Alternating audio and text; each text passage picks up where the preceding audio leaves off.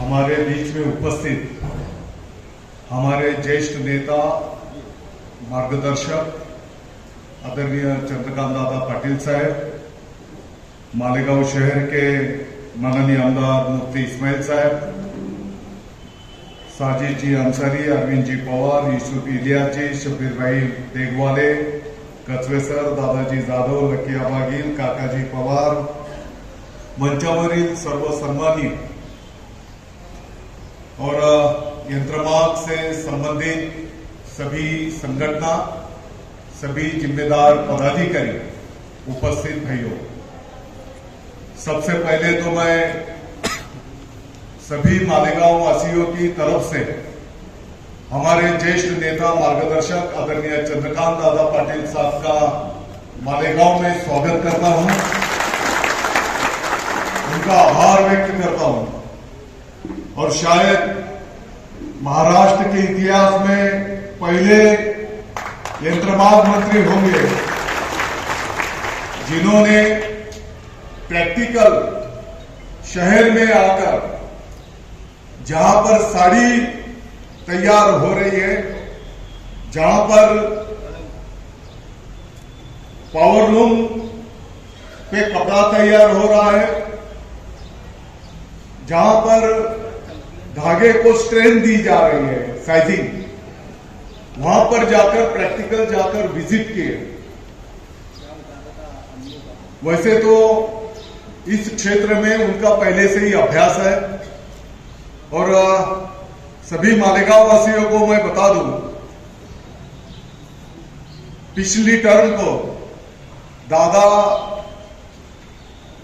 अपने मालेगांव के सीनियर मंत्री थे, सहकार मंत्री, और राज्य मंत्री के तौर पर मैंने उनके अंडर में काम किया है। तो दादा का स्वभाव, जो मर्यादित चुने हुए लोग रहते हैं, जो डिवोटेड काम करते हैं, समर्पित भावना से काम करते हैं, उसमें से एक नेता चंद्रकांत दादा पाटिल साहब है। मुफ्ती साहब, मैं ज्यादा वक्त ना लेते हुए दादा का यहां पर स्वागत करता हूं और मैं आपको विश्वास दिलाता हूं। आपने अभी अपने ख्यालात रखते हुए बताया कि तुम्हारी सरकार, ये अपनी सरकार है, हमारी सबकी सरकार है, गोर गरीब तख्ते की सरकार है, जो आखिरी झोपड़ी का जो नागरिक है, समाज के सब घटक को साथ में लेकर महाराष्ट्र की प्रगति, ऐसी सोच की अपनी सरकार है। आप देखते होंगे मुख्यमंत्री महोदय एकनाथ जी शिंदे साहब रात को 3-3, 4-4 बजे तक काम करते हैं। उनको मिलने को आया हुआ आखिरी आदमी को मिले बगैर वो सोने को जाते नहीं। देवेंद्र जी फडणवीस साहब, अजीत दादा पवार साहब 24 घंटे में से 18-20 घंटे काम करते हैं।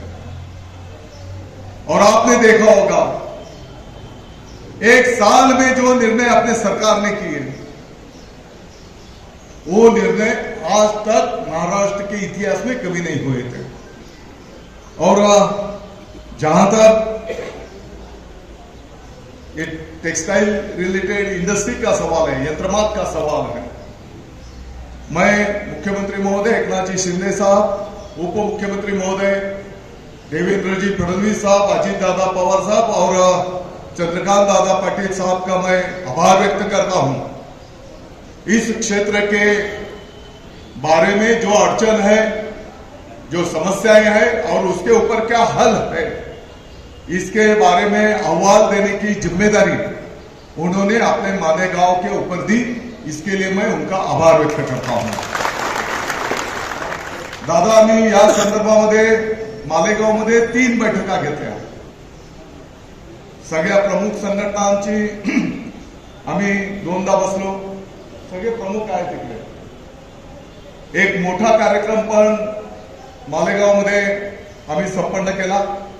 त्याच पद्धतीने मुंबईमध्ये पण 3 बैठका आम्ही घेतल्या आणि जवळपास भिवंडी असेल, इचलकरंजी असेल आणि महाराष्ट्रामध्ये जिथे जिथे हे क्षेत्र संबंधित आहे त्या सर्वांचे मनोगत, त्या सर्वांच्या सूचना आम्ही त्या ठिकाणी घेतलेल्या आहेत.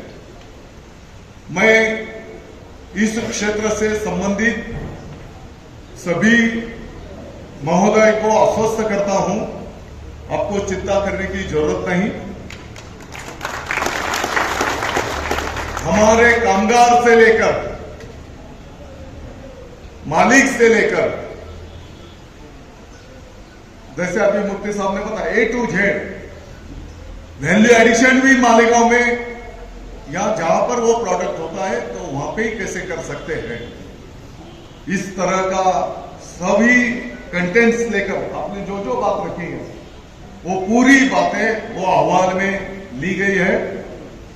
और मुझे विश्वास है दादा के अंडर में मैंने राज्य मंत्री के तौर पर काम किया है और उनको भी पता है, उनको भी विश्वास है मालेगांव कभी गलत काम नहीं करेगा. 5 साल उनके अंडर में मैंने काम किया है पिछली टर्म को, और मैं आप सबको विश्वास दिलाता हूं.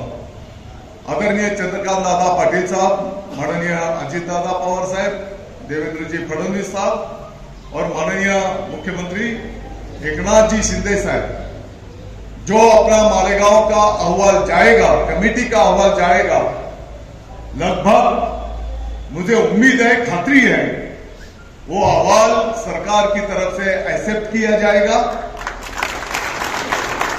क्योंकि खेती के बाद ये 2 नंबर की इंडस्ट्री है जो ज्यादा से ज्यादा लोगों को रोजगार मुहैया कराती है. छत्रपति शिवाजी महाराज की शिकवण है,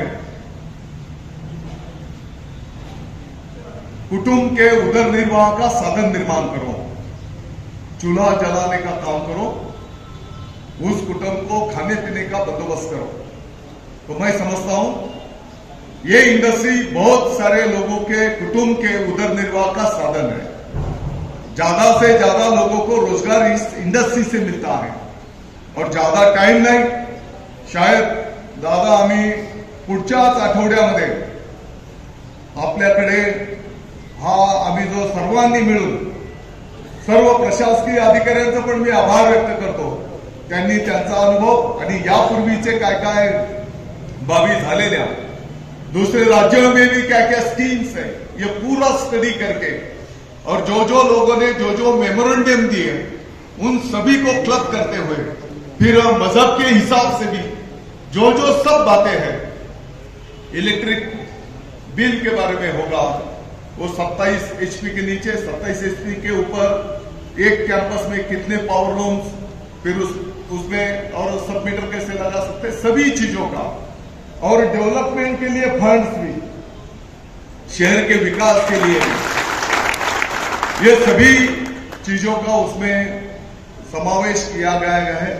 और मैं उम्मीद करता हूं अगले ही हफ्ते हम सब मिलकर ये अहवाल आपको सादर करेंगे.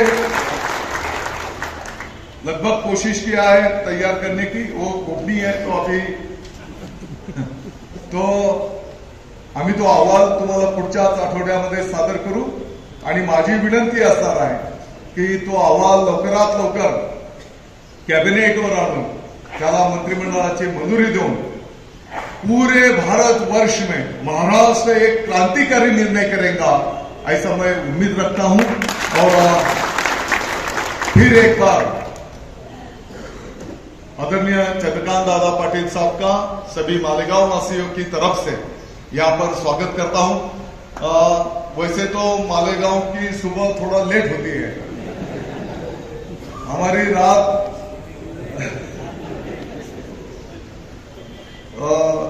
लोकांचा जेव्हा सवेरे सवेरे हमारा दिन खत्म होता है कि नहीं, और दोपहर से हमारा दिन चालू होता है.